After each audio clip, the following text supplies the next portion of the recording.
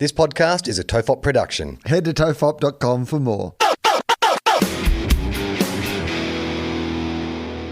The following episode of TOFOP is rated MA for mature audiences. It may contain sexual references, time travel references, allegations of bin misconduct, and mild coarse language. TOFOP advises that this episode is not suitable for anyone under the age of 15 or anyone who thinks a comedy conversation between two old mates sounds like a terrible idea for a show. Minors must be accompanied by a parent or guardian. This is John Deek speaking.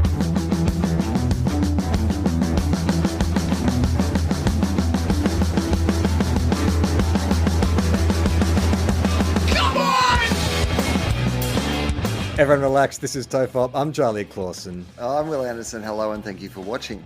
Congratulations, Will. It's a boy. It's a fully grown boy. Podcast Mike has decided that we are his new parents.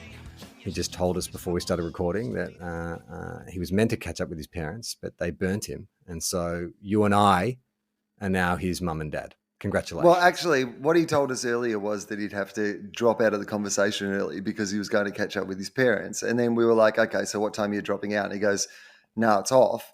And we assumed, somewhat arrogantly, that he might have burnt his parents for us. That he was like, you know what? I've got my priorities in order. I've got to go and help out Will and Charlie make their little comedy conversation between two old mates. You know, they pay me.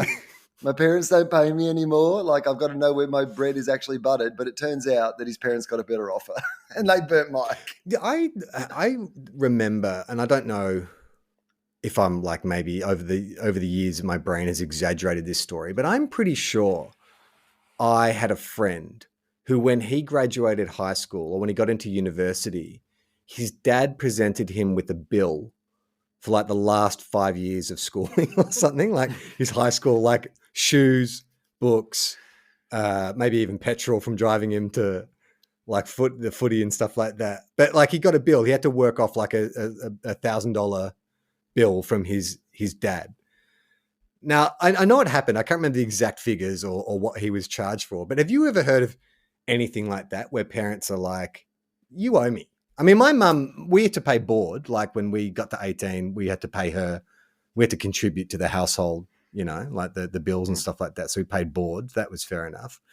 But billing when we graduated high school, we had to contribute to the household by fucking off out of the household. That was the rule at our house. Oh, was it really? Get the fuck out. Yeah. I mean, I remember my parents were very firm about it. Like, I just remember them telling me one day, because we never had any inbuilt incentives at all. Like, there were other kids who got like, you know, $200 if you get an A, or if you get this much on your VCE, we're going to like buy you a car, or any of these sort of things. Like, right.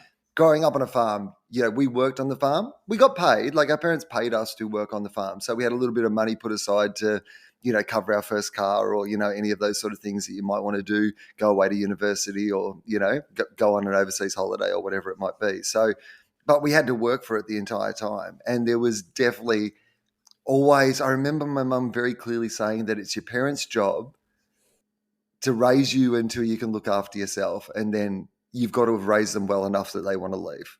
Like, they always thought that was part of the job. Like, you know, the kids should want to leave. Not leave because home is a terrible situation, but leave because they've been prepared to be an adult properly, and you should be super excited about going out into the world on your own and making your own way in the world. And I think if my parents did my parents did lots of things well, I think, but like, if there's one thing I think they did really well, it was always instilled in us that real sense of, yeah, we'll help you and look after you. But basically, once you're an adult, like, the whole point is that you're meant to be on your own. I can't quite remember how it worked. I remember with my older siblings, like generally everyone moved out within 1 or 2 years of graduating high school. But there were obviously like return periods. And, you know, my brother came back in his mid-20s, and we even shared a bedroom when he was like, he's 12 years older than me. And we shared a bedroom for a couple of years while he came back. Found himself in Perth for 4 years, came back broke, needed to come home, find a job, get back on his feet. And then, you know, met who is now his wife and all that kind of stuff. But I do also remember that was mum's kind of subtext. Now, can I just say, did he meet his wife while he was, how old were you when you were sharing a bedroom with him? Oh, I would have been like 10, and he was 22. No, he was moved out of home by then. Right. And so did he meet his wife while he was sharing a bedroom with a 10-year-old? I actually can't remember. It's a good question. I want to say. I mean, that's impressive. That's impressive. You about your personality, the strength of your personality, that you can woo someone to marry them when you're still sharing a bedroom. I honestly with your can't 10-year-old brother. remember him. I can remember Jamie moving out when he was 18. Like he definitely, because he had a flat on Duke Street, like your first crash flat, like that you have with your mates. Because I remember I went to a party there once. He was babysitting me one weekend. Mum said, "Take your brother out." So he took me he was 18 or 19. He took me to his flat and he had a party. Like, so you can imagine what I saw there. Like I was 6 or 7. And like, I remember and it was in the 80s and, he was into heavy metal and all his mates were into heavy metal. And so it was like a lot of drinking and shit getting smashed. And I remember he had a massive fight with his girlfriend. And like I walked in on him fighting with his girlfriend and he yelled at me and I burst into tears and someone had to take me home. Like it was a real fucking disaster. So then he went to WA for a few years and then he came back when Dad got sick. And then that period he was home. But it's a good question because in my mind, so Dad got sick in 89. He got married in 93. So there's a 4-year period where he must have met his wife. He must have moved out of home, but I don't remember that. So there is a chance that he was bunking with me when he met his future wife. And she was like, all right, you're cute. You're funny. I guess I can put up with the weird fact that you'd still share a bedroom with your 10-year-old brother. Yeah, like was his pickup line, "I currently share a bedroom and I'm looking to share a bedroom with somebody else who isn't my 10-year-old brother." Maybe. I think, what I think maybe smoothed it over, and this is why football is a wonderful, is she was a Saints supporter. Like they met at his work. They both worked together. They both turned out to follow the Saints. They started going to the footy together. And then me and my brother were going to the footy. He would take me. And so she met me very early on. So maybe... maybe I kind of smooth things over. She's like, when she first met him, she's like, it's a bit weird. I don't know. He shares a bedroom with his 10-year-old brother. But then she met me and she's like, that's a fucking cool 10-year-old. If you're going to share a bedroom with any 10-year-old, it's that one. Okay. So are you saying that there might be a chance that the reason that they are together is that you brought your A game to those encounters? No, I think that maybe the fact that I was a Saints supporter, what it's like, where you can meet someone you have nothing in common with, but they go for the Bulldogs, and you're like, okay, they can't be too bad. At least we have something in common. So maybe that kind of helped sweeten the deal. I do remember, because my brother and I were really close when he came back, and obviously after Dad dying, we bonded really close, and we hung out all the time, and he took me lots of places and stuff. And I remember when he brought his wife home, getting jealous, because I'd met her a few times at the football and stuff, but then I remember him bringing her home for family dinner and me sort of sitting at the table and being like, what the fuck's going on here? Wait a minute. You're trying to take my brother away from me. Yeah. And getting really kind of I don't like this. I do not like this. She is not getting to sleep in my bed in the bedroom. You don't have any understanding of how it works. Yeah.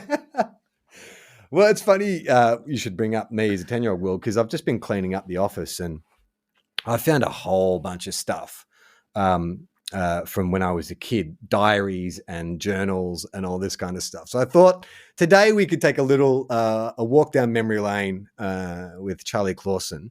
I have 3 things here from different time periods.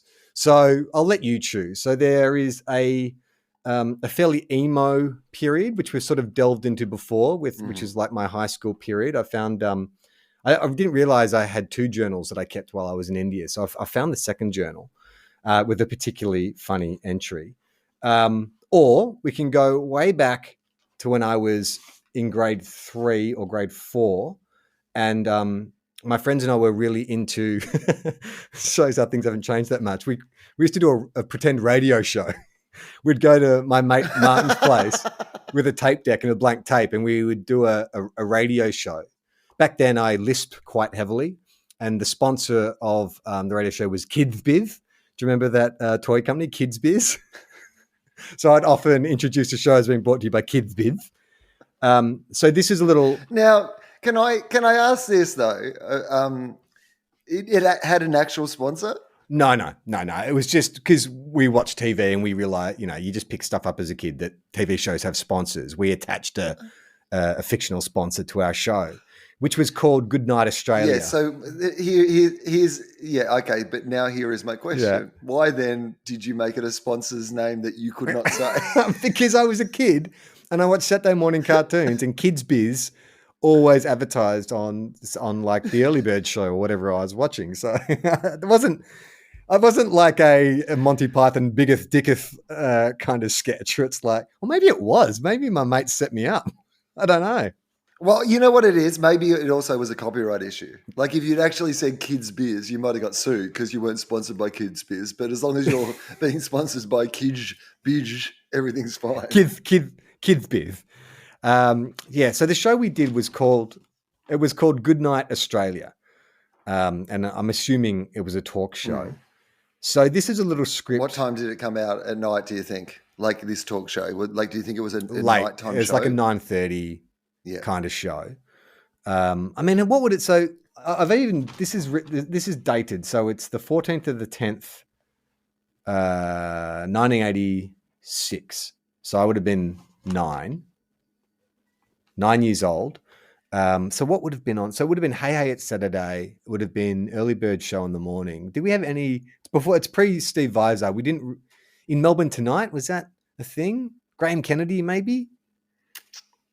Coast to coast with Graham Kennedy, and who was the other guy? Okay. Kenny. No, Stuart Sutcliffe. Who was his offsider on Graham Kennedy Coast to Coast? Do you remember? The guys just laugh a lot. No, it's I don't remember. All right. Okay.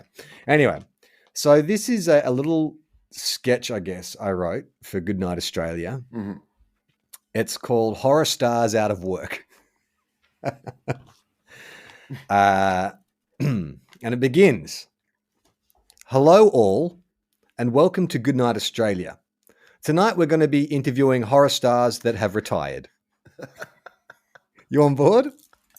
I am on board so far. Feels like actually a pretty solid premise for a bit. Like retired horror stars. So like I'm just going to guess that, like if I was writing this sketch, if we came in, it was my week to host Saturday Night Live. Yeah.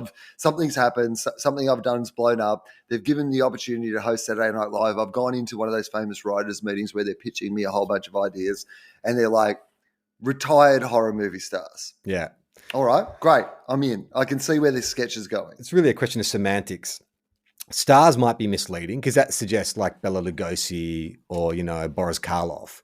What I meant is like horror characters, horror icons, a retirement home for... Yeah. Oh, yeah. That's what I assumed? assumed. Right. Yeah. Okay. I mean, it's a much funnier sketch. If you'd gone the other way, I would have been like, you know what? I think we can punch this up if we make him Freddy Krueger and Michael Myers rather than Bela Lugosi. I just feel like it might hit a little harder. Well, I just remember at this age, sort of around 8, 9, 10, I was obsessed with the Nightmare on Elm Street movies. It was one of those things where, I was fascinated by them, but also scared by them. I think I didn't have the guts to watch one all the way through, but like whenever they were shown late night, Channel 9, Saturday night, I would watch a little bit until I got scared, or my sisters might have taped it or something and I would watch. So I had enough of an idea about it. I think I've even told this story that in one of my art classes, when I was a kid, I got in trouble because in watercolor, I painted this like scene of a massacre. It was all these dismembered teenagers and Freddy Krueger standing above them, like his bloody claw glove. And that was enough for the teacher to kind of call mum in for is everything okay at home? So there was a real... Which proves, by the way, that those movies are a little bit more realistic than they appear to be, because that is also the reaction of all the parents in those movies. Every time some kid has some portent of the future and draws a picture of Freddy Krueger and they're like, what's wrong with this kid? And you're like, hang on, maybe there is a murderer in our nightmares. Have you considered that? I mean, it should be stated too that Gemma and Iona have been away for a few days because I needed some time to work on this thing I've been writing. And so... I finished up my work yesterday and I was like, oh, fuck, I've got like the whole house to myself. I can literally eat and watch whatever I want. And so I sat down with every streaming channel available to me and was like, okay, let's watch a good movie that Gemma was not necessarily going to want to watch. And so I started with this George Clooney film with Ben Affleck called like Raising the Bar or Above the Bar, which is like some biopic based on some writer's memoir. And I literally got like, I reckon 5 minutes into it. And I'm like, I am not enjoying this. It had this like Wonder Years vibe to it with the narrator kind of, I was 10 years old at the time and I didn't know it, but my mother and I was like, no, I'm not into this. And then after dipping around all the streaming services, I think Stan suggested to me Nightmare on Elm Street 5. And I was like, I think this is the one Nightmare on Elm Street film I haven't seen. And so last night I watched Nightmare on Elm Street 5, which is probably the worst of the entries, but I had a really good time. So clearly not much has changed in 40 years or 35 years. Okay, so back to the script. Can I just quickly, just before we get back to the script, I'll just quickly tell you one thing. I watched Spider-Man last night, but the internet that was at the hotel that I'm staying at is... That was one of my other options, but I had to pay for it. And I was like, I'm not going to pay $24 for a film that I'm probably not going to like. Well, I'm just doing my show and then just literally coming back to my hotel room so that I can, try to stay well to keep doing my shows. And so after a while, I was like, you know what, I'm going to like actually watch a movie, not do some work and do something else. I'm going to sit down and watch a movie. But the internet here is so bad that like it would stop every like 5 or 10 minutes. And I quite like the movie, but gee, I wish I'd seen it at the cinema because that won't spoil anything because I'm sure you know some of the reveals that are in the movie anyway. But there are so many moments where some famous old character appears on screen in this movie, and literally in the movie, it must have said in the script, "Pause for applause." So they literally do that thing where like, they pop up and you can tell they've left a beat in the movie for everyone in the cinema to just go absolutely wild. Oh my God, I can't believe that character's back. This is amazing, before they move on with the dialogue. So every time one of these classic characters comes in, I'm just sure it must have said in the shooting script, "Pause for applause." But when you take the audience away and you're just alone in a hotel room, I kept thinking the internet wasn't working, that it had stopped. And then I realized, oh no, hang on. The movie just stops for like 15 seconds for people to applaud Tobey Maguire. That's interesting because they definitely would have market tested like a big tentpole like that. So I wonder if they actually did do that, is they had the test screenings like, oh man, every time Tobey Maguire turns up, like the audience goes nuts. We're going to have to go back into the edit and just extend that. And it's like, we don't have any extra footage of it. It's like, can you just freeze frame it? just hold on the shot a bit longer. Just do like an artificial freeze frame. Every 15 minutes, one of the character just looks like a GIF, just going back and forward for 30 seconds. Okay. So horror stars out of work. Okay. So I then go, we will start off with Freddy from A Nightmare on Elm Street. And for a massive fan of Nightmare on Elm Street, I've misspelled Freddy. 1D-I-E. So more like Free-Die. Free-Die. Free-Die from A Nightmare on Elm Street. Well, it seems old Freddy is selling razor blades. And I think he knows his razor blades.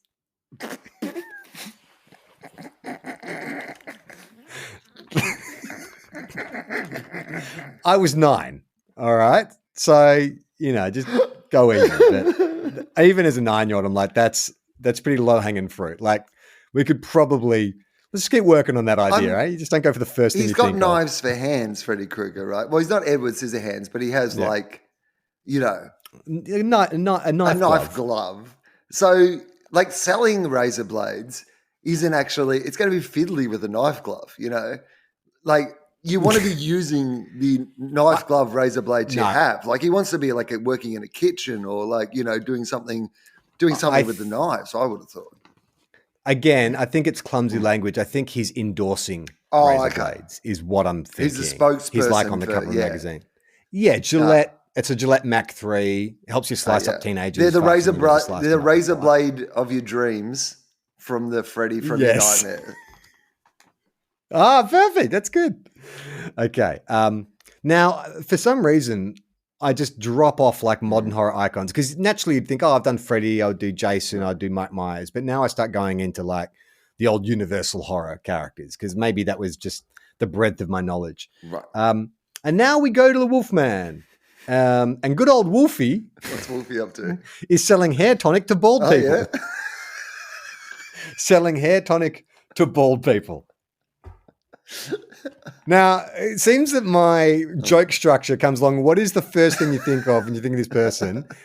And then the punchline is, well, they sell that to the public now. I mean, again, hair? The Wolfman did grow spontaneously a lot of hair. So people would be going, oh my God, you used to not be very hairy and now you're really hairy. What is your secret? And so if he then told you, I've been down at Ashley and Martin or the Advanced Hair Studio or like rub this lotion on your scalp, then I think that you would take that endorsement in the same way as if Freddy Krueger is endorsing razor blades. You're like, that's a guy who knows his razor blades. I would think when it comes to the Wolfman, that's a guy who knows what it's like to spontaneously grow a lot of hair. So it is someone you might go to for advice. I think you're in the ballpark. But do you think it's if like lupine syndrome was a real thing, that, you know, every full moon some members of the population just sprouted hair, that would be considered like a medical condition. And I don't know, like, you want hair on your head, you don't want hair all over your body, including your face. Like, would he be a spokesperson, someone who has this kind of like unwanted medical condition? Well, no, because it'd be that this sort of like, I mean, to use modern day terms. So imagine one of those Ashley and Martin, you know, style ads, right? Like, so, hi, it's me, the Wolfman. And I used to be, they put up one of those before photos. So it's Wolfman before he was a Wolfman. This was me, completely devoid of hair. And then the full moon comes along and look at this. Here I am completely covered in hair. Down at Ashley and Martin, they've learned how to harness the power of a constant full moon through their revolutionary technology and put it only on the bald parts of your head. And so then you see some sort of like, you know, graphic of like the moon being funneled through this sort of like futuristic machine that's just like going onto someone's head and growing hair. And that's like the technology behind, and that's what Wolf is, you know, that would That's be a good question though. Like, when it comes to lupine syndrome, and I don't know, hey, Mike, can you just Google online what in the Twilight universe or something, what do they call, like, what is like vampirism? Is you're a vampire? What's the term for if you're a wolf man, like a werewolf, werewolfism, werewolf, whatever it is? But if you are a bald person, like, why would you suddenly be able to sprout hair? I mean, I think it'd be a lot funnier if there were certain bald werewolves. Like, they can't, the disease you have or the condition you have doesn't make you, it makes the hair you have accelerate.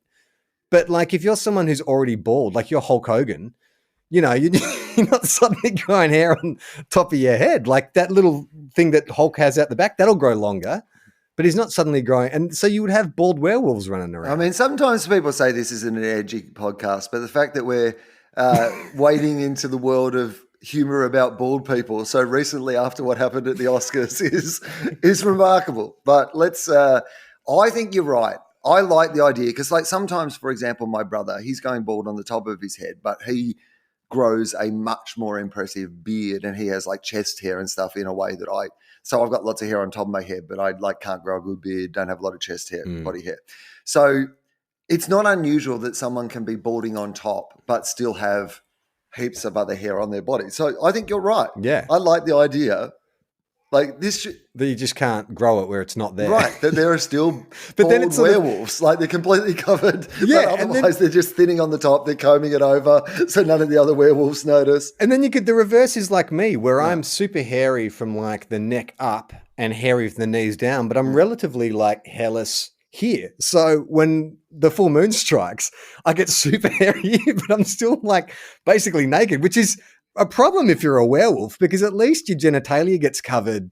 You know, when you go to the transformation, your werewolf dick gets hidden by the wolf fur. But for me, because I don't grow hair there anyway, like I'm just going to be running around with my werewolf dick. It's going to be really embarrassing for me. Like before a full moon, I'm going to have to strap a merkin on.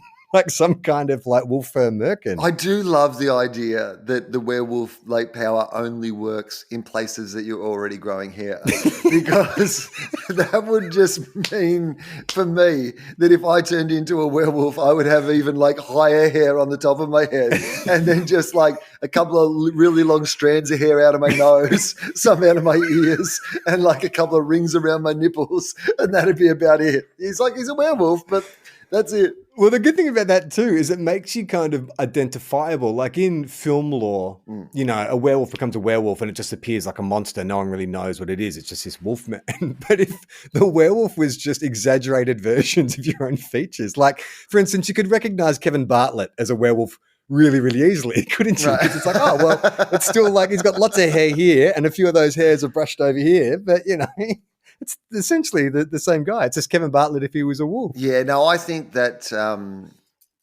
I think that's a good idea. In fact, I think this should be incorporated as part of werewolf lore, is that werewolves only grow hair in places where they were already pre-existing growing hair. Okay, so we've established the rhythm of these jokes. So Okay. I can let you even guess where I'm going next with this one. And wouldn't you know it, Frankenstein now... Frankenstein now. So now I assume you're talking about Frankenstein's monster in this, Frankenstein's rather monster. than Dr. Yeah, Frankenstein. definitely. I am, and I will say that my answer actually makes no sense. Like this is not actually it's not a job, it's not an occupation. I mean, I guess it kind of is. You could potentially work here, but what I'm describing is not. I don't think it's a job. It's more of a location than an occupation. Oh, so is it a kind of like, well, okay, Frankenstein? Like, I mean, he's made a. What's the defining? He's got a bolt in his neck. Yeah. It's more the bolt in his neck. He works at a garage. He endorses a garage. He he works at an electrical plant, which you can see my little 9-year-old mind is now real reaching because I'm like, oh, geez, like. What's the defining? You got like knives, that's easy, hair, but now Frankenstein. Well, I mean, you're right. I should have leaned more into the body part thing, but I think as a 9-year-old, I was probably ignorant to the actual origin of of Mary Shelley's Frankenstein and that he was assembled out of body parts. I think I'm going more to the universal. Oh, he's just this big green thing that is, that is brought back to life with a lightning bolt. I mean, I guess that is a good endorsement for electricity, though. Like, I mean, particularly if you manage to convince Frankenstein's monster to be like, you know, a lobbyist for the fossil fuel industry, you know, that they were just like, well, I've got to be honest with you, they wouldn't have been able to bring me back to life if they were using solar panels, would they? I mean, you just can't generate that amount of electricity with wind. That's what I would say. What happens when the wind doesn't blow? Anyway, I'm Frankenstein's monster. Okay, I'll let you guess this next one as well. Mm-hmm. The creature from the Black Lagoon is giving... Swimming lessons? Swimming lessons. Well done. You have the mind of a 9-year-old. The Hunchback of Notre Dame is a... Now, this is... I don't know how I got to this point. I'm going to say that because the Hunchback of Notre Dame in the movies, at least, you see him swinging off gargoyles and shit like that. So that's kind of where I'm pitching it. He's like a roof. He's like a window cleaner. He's a chimney sweep. No, more to do with like athletic pursuits. Oh, okay. The Hunchback. He's a teacher. He's a teacher as well. What's he teaching? Gymnastics. Yes, he's a gym instructor. Oh my God! Like really running out of obviously like readily identifiable traits about these famous characters. Well, he got rid of like he went to the gym, got rid of his hunch.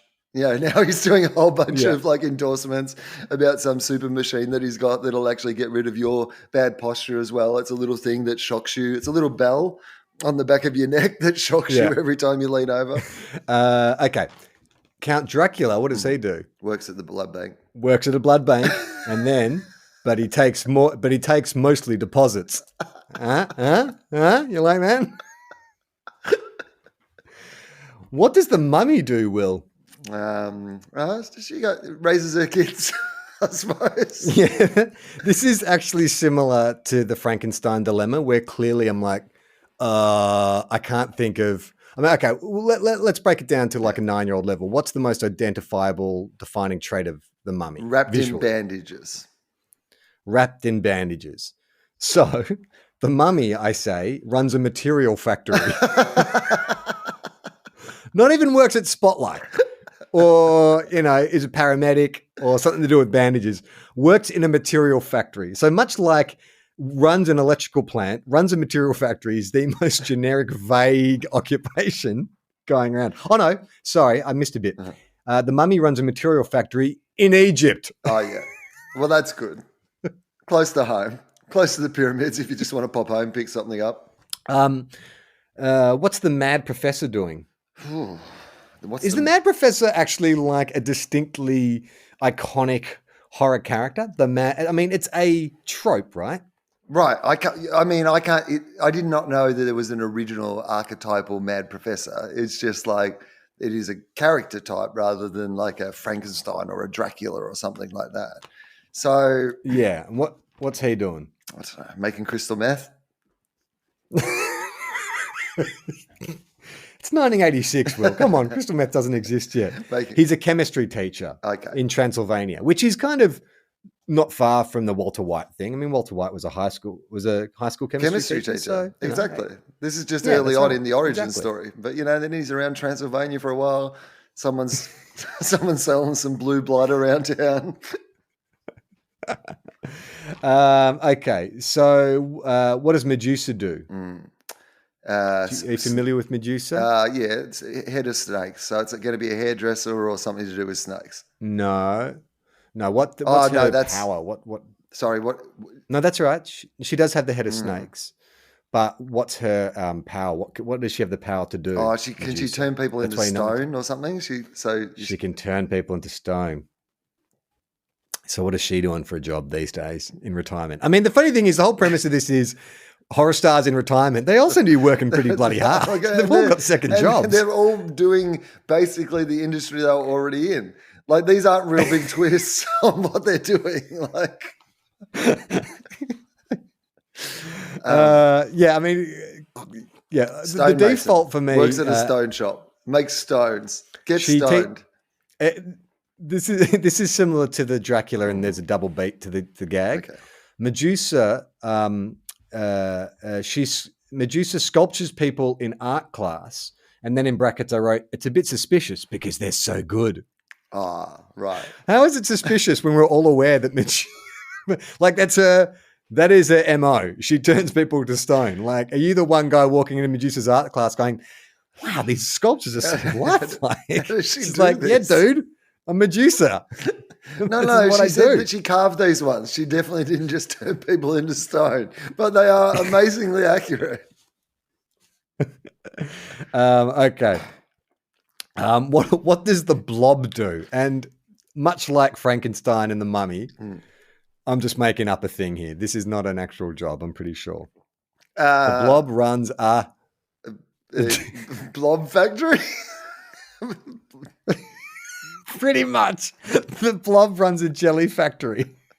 Because as you know, Will, there are dedicated factories geared primarily towards the creation and generation of jelly. And what you want is a person who looks like jelly to run that factory.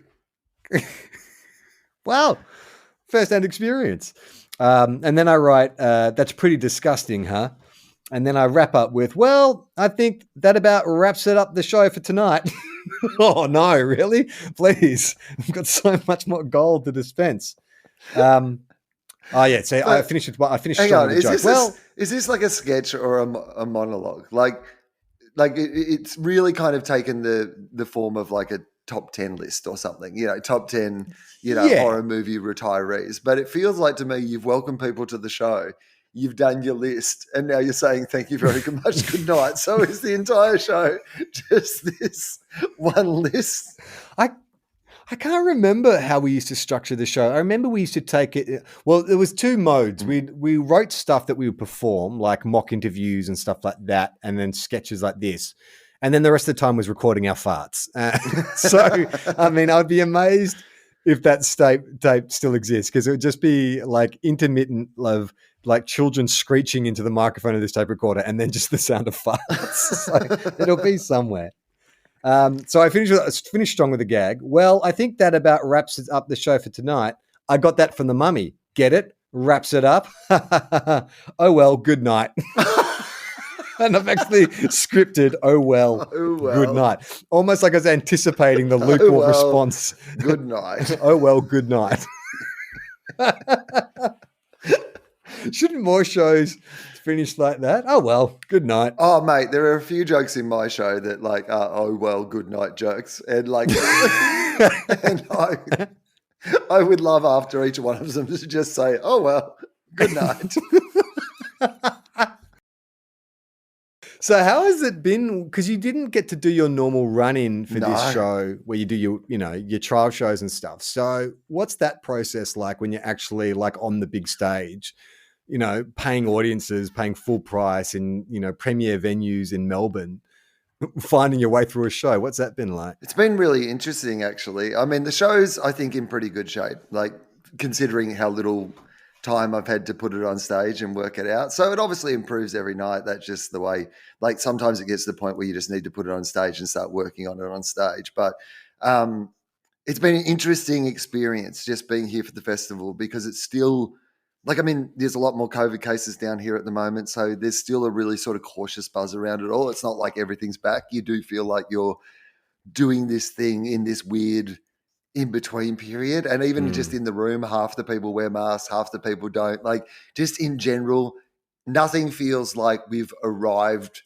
at a place yet. It definitely feels still like we're just still working out how this is all going to look, how it's all going to feel, like, what the vibe of it is. So it's been, I'm glad to be back doing it. I've really been enjoying doing the shows, but it's also been quite an interesting, and even just that idea of, because like part of the festival normally is the socialization aspect of it. You go and see other people's shows, you hang out and whatever. And because, a bunch of people have got COVID and whatever, and I missed a week of the festival already, I've just been super paranoid about, I don't want to miss a week of the fucking festival for COVID. So I literally just do my show and then come back to the hotel room and just like hang out in the hotel room all day. So I think that's part of it as well, is like you feel like you're in this weird social experiment where like you just live in a Big Brother house, and then 1 hour a day you just go and yell at some people and then you just go back to the room again. It's weird. I realized today I haven't left the Northern Rivers apart from the Gold Coast, but that's like a 40-minute drive away. I haven't been to Melbourne or Sydney in over a year, which is like the longest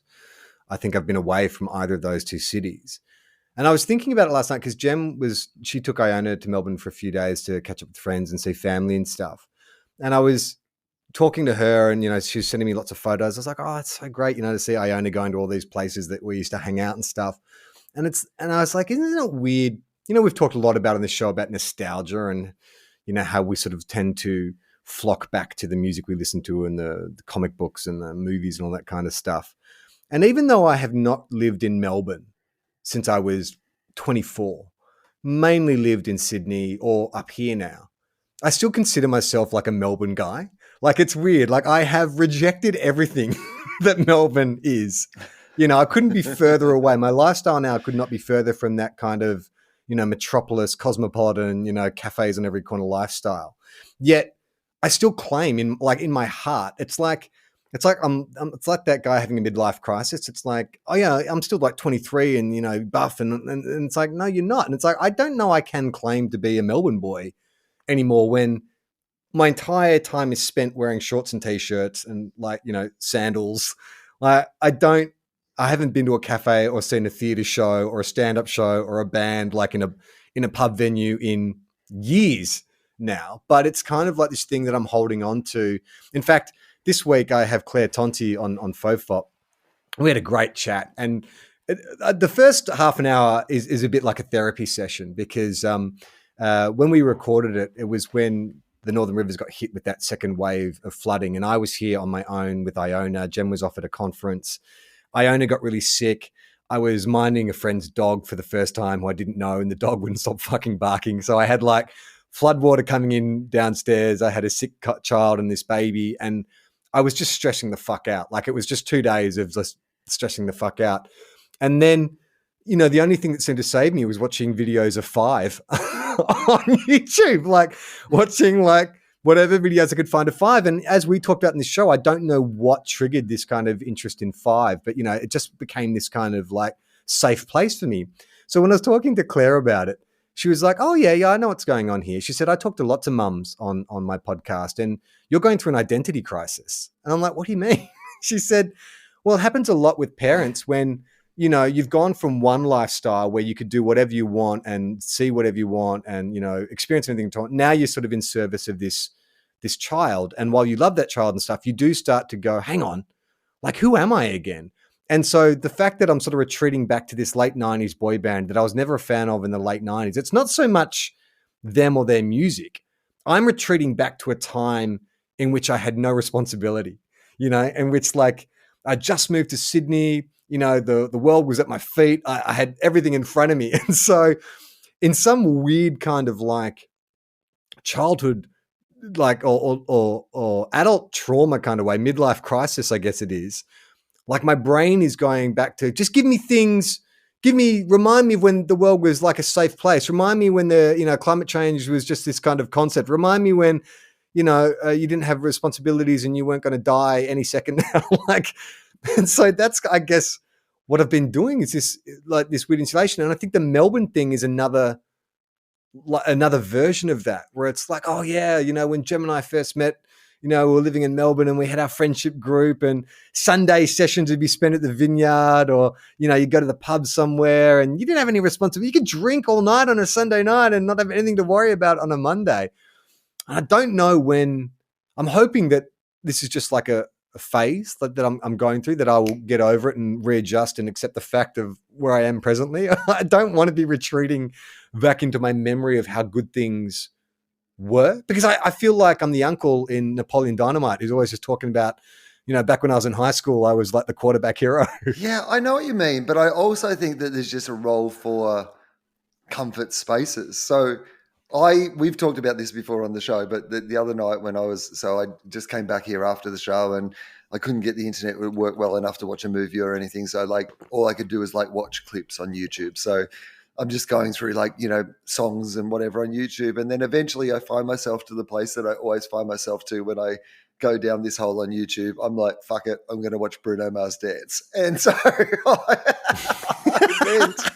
And since I last went down my watching Bruno Mars dance hole, there's been a whole bunch of new Bruno Mars dancing footage, including a 45-minute concert that he put together. So, like, I sat and watched a 45-minute Bruno Mars concert at 2:00 in the morning the other morning.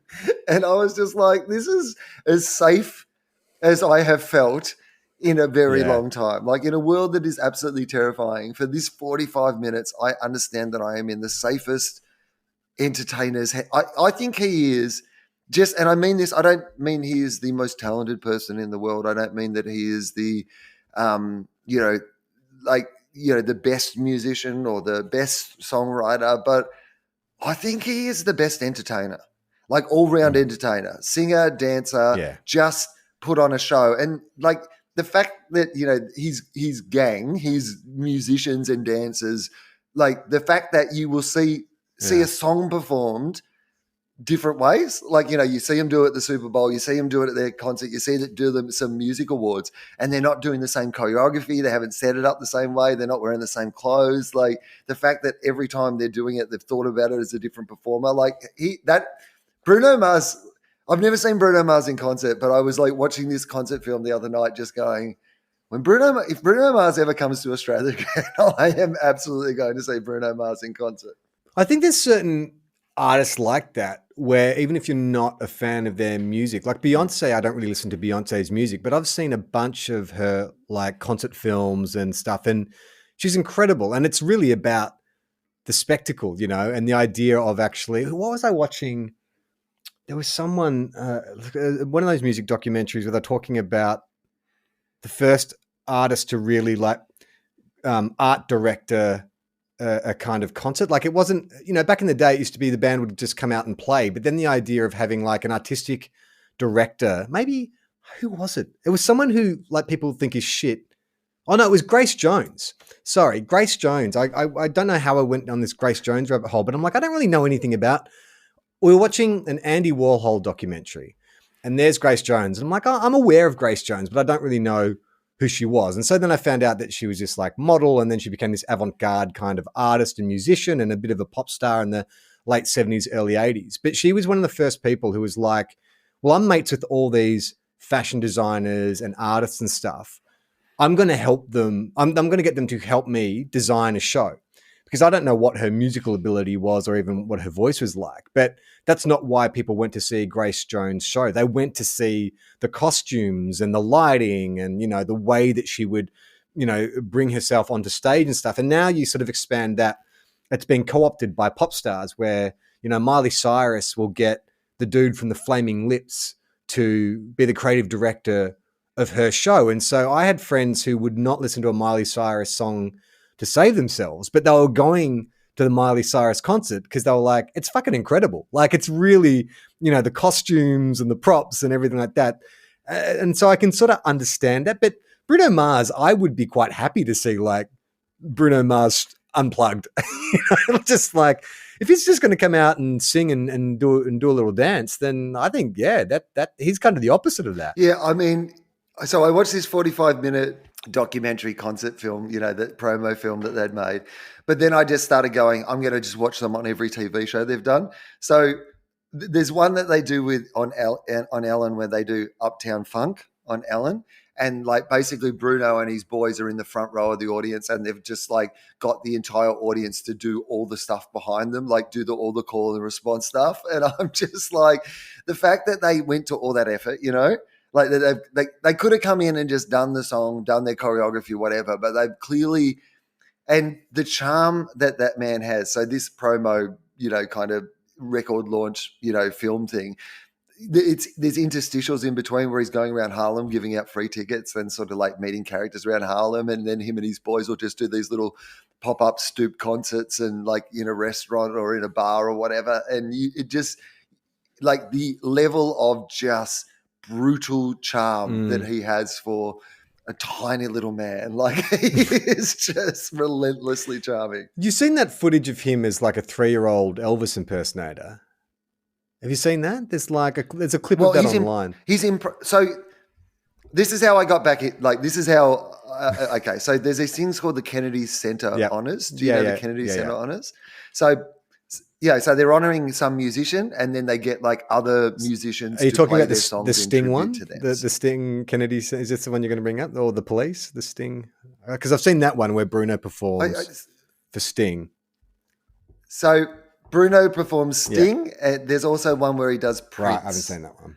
And they're both unreal, but they're basically impressions. Like, you know what I mean? Like, as in, he has this capacity to be able to like super capture what those artists actually did, like vocally and stylistically and those sort of things.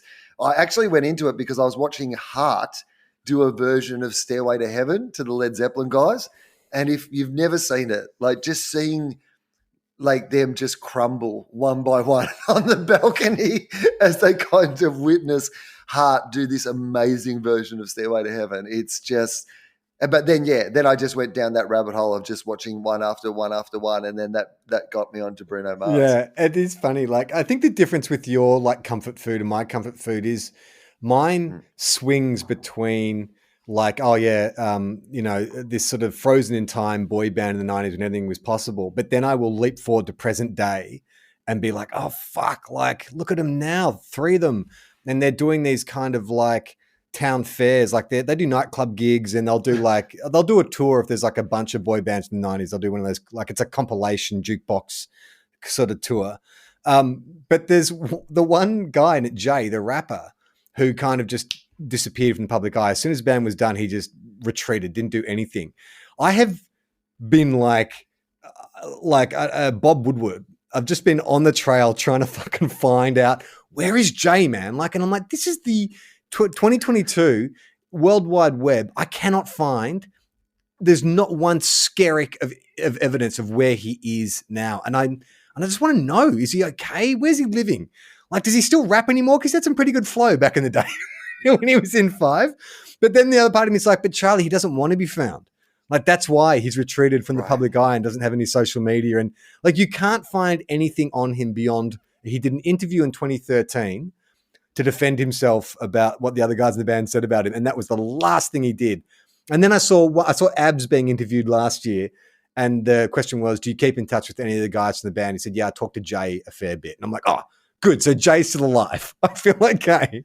But if anyone out there can give me some info, and I don't want you to intrude on his privacy. Like, I don't want, if you live in the UK, I don't want you like snapping photos of Jay wherever he is now. But if you just can tell me that he's okay, just let me know that Jay's all right and he's happy in his life of anonymity. I think that will help kind of me just detox from my 5 kind of overload. I want to separate from this now. It's been 2 to 3 weeks now of me gorging on all this 5 bullshit for comfort, and obviously, because I've lost my identity. But I'm ready now to move on. But I think I can only move on once I have some closure around what Jay's doing. Is Jay okay? Okay? That's all we want to know. Is Jay okay? Hashtag is Jay okay? Just one more little guilty pleasure to watch. This isn't a huge show, and it's like you only have to watch a couple of episodes, but I think you will find it fascinating. And then you'll kind of get a bit bored of it very quickly, I imagine. But it's on Netflix. I think it's a Japanese show, and it's called Old Enough. Have you heard of this show? No. Okay, so it's little kids doing tasks. So that's basically the whole show. So they get like a 2-year-old, and they're just like, you have to go to the shops that's a kilometer away and buy like 3 items, like noodles, like cat food, and blah, blah, blah. And then they just film it. They film these little kids that have been trained by their parents to do quite like complex. And so you just see this little kid like walking along a kilometre road by himself to get to the shops to try to remember to buy curry and find it and stuff. It's unreal.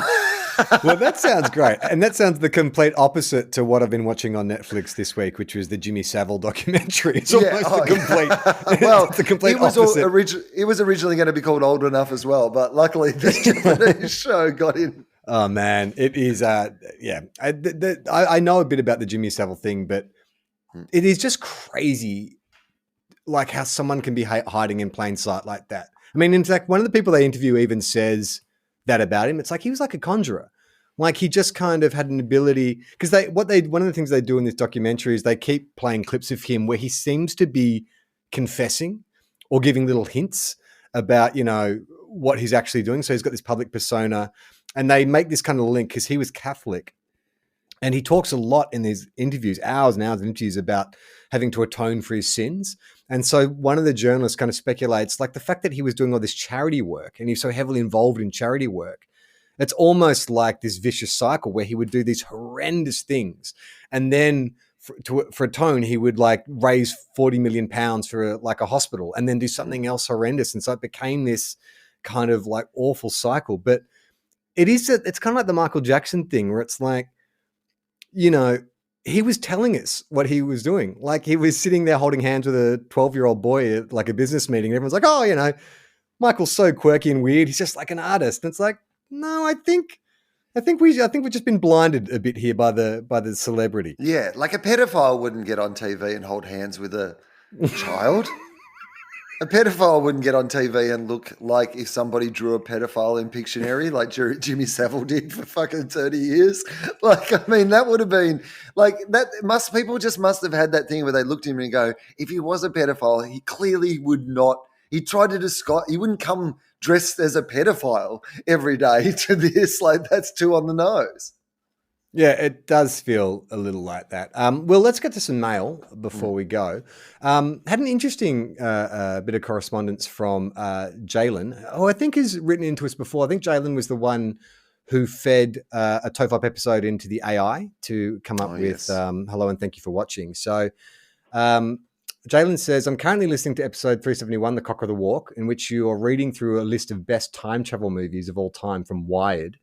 You speculate that the article must have been written by AI because it seems to have such bad taste in movies and such a lack of understanding of human society, and because the author's name, Will Bedingfield, sounds so made up that it was probably written by AI. So I thought it would be fun to see how an actual current machine learning model would do at writing a top 10 time travel movies list and whether it could do a better job in your eyes. So I used the same one, the GPT-3 language model, which you're familiar with, and I gave it the prompt: write an article for Wired magazine about the top 10 time travel movies of all time. And so this was its output.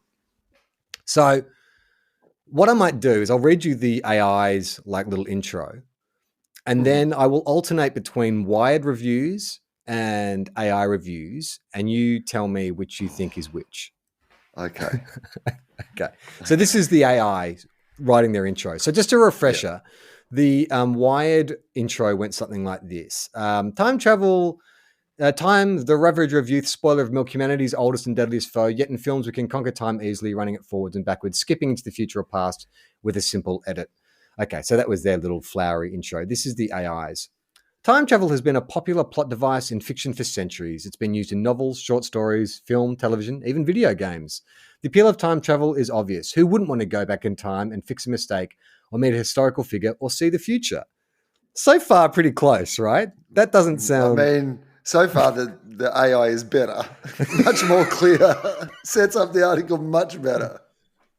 There are countless time travel stories out there, but only a few can be considered the best of the best. Here's the top 10 time travel movies of all time.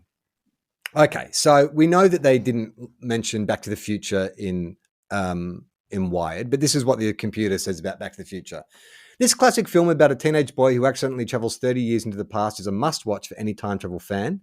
It's funny, heartwarming, and features one of the most iconic time travel machines in all of pop culture. Fucking exactly. The computer gets it, Will. I mean, how could Wired not include that? It's funny, heartwarming, and features one of the most iconic time travel vehicles of all time. And Wired just left it off their list. The computer gets it. Why couldn't Wired? Why couldn't Will Bedingfield? The computer gets it and the computer gets us. This is all we wanted from our list last week. Okay. All right. So both lists feature Groundhog Day. So is this from the AI or is this from Wired? Okay. This comedy about a weatherman who is forced to relive the same day over and over again is one of the most original and inventive time travel stories ever put on film. It's also incredibly funny and features a great performance by Bill Murray. Wired. No, that was the AI. Oh. Okay. They both also list Looper. So is this AI or is this Wired? This science fiction action film is set in a future where time travel has been invented, but it's outlawed. It's a great example of how time travel could be used to create an exciting and suspenseful story. It also features some great action sequences. AI. Correct. AI. But when you read what the Looper plot was, I think that's a more succinct. Looper is just an airtight, fantastic action film, a compelling world sketched in under just 2 hours. That's the human wrote that. Yeah, man. Fucking movies generally are around 2 hours long. Wouldn't you expect the computer? No. I got to be honest with you. I guessed AI the second time, not because it sounded more like an AI, because it sounded better. I was like, that's really well written. That's definitely the AI. All right, let's just do one bit of mail before we go. This is from Chloe. Dating an Operating System, the movie Her. Hey, Will and Charlie, I stumbled across the movie Her last night and immediately thought of you guys. Have you heard of the movie? Have you seen it? If you were to date an operating system, whose voice would you choose for your love interest? And then Chloe's conveniently put in a link to Her. I've seen the movie Her. You've seen Her with Joaquin Phoenix? Where he falls in love with... I have seen the movie Her. Scarlett Johansson's voice. Have you seen it? Whose voice? Yeah, you have seen it. Okay. Yeah. Yeah.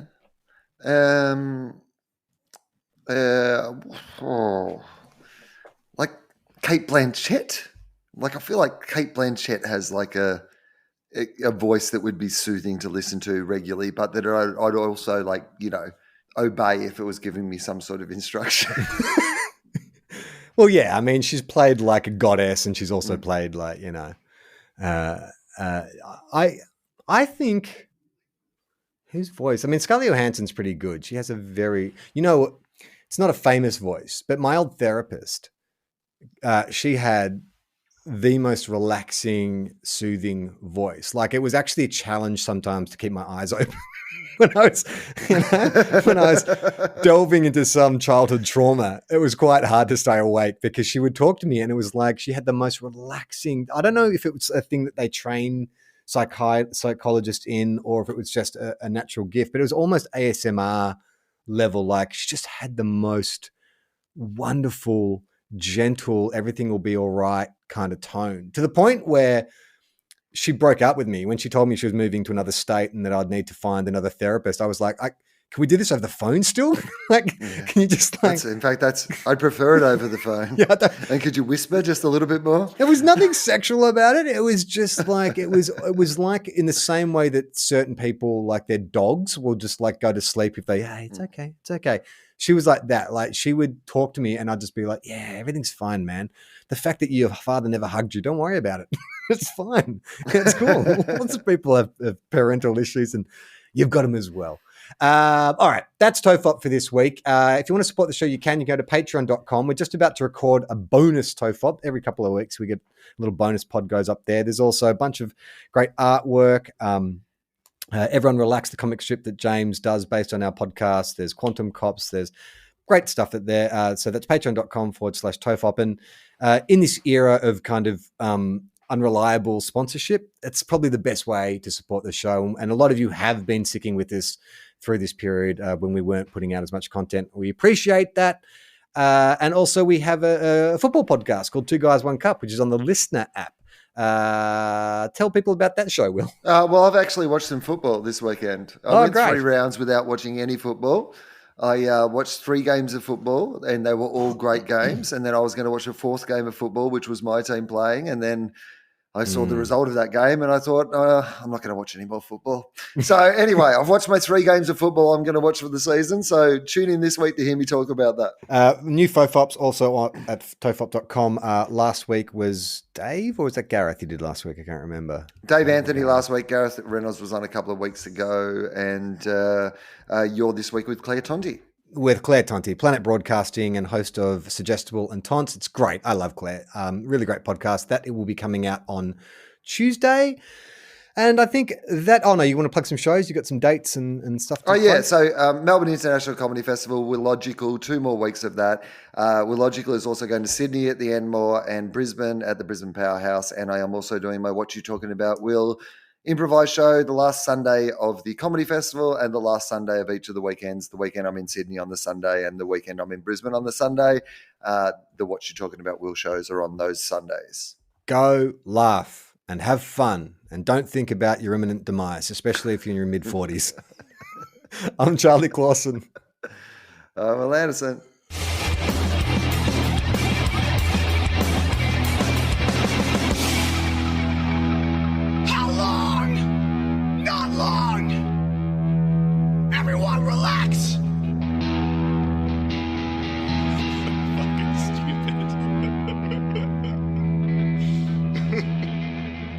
This podcast is a TOFOP production. Head to tofop.com for more. Cool things for cool people.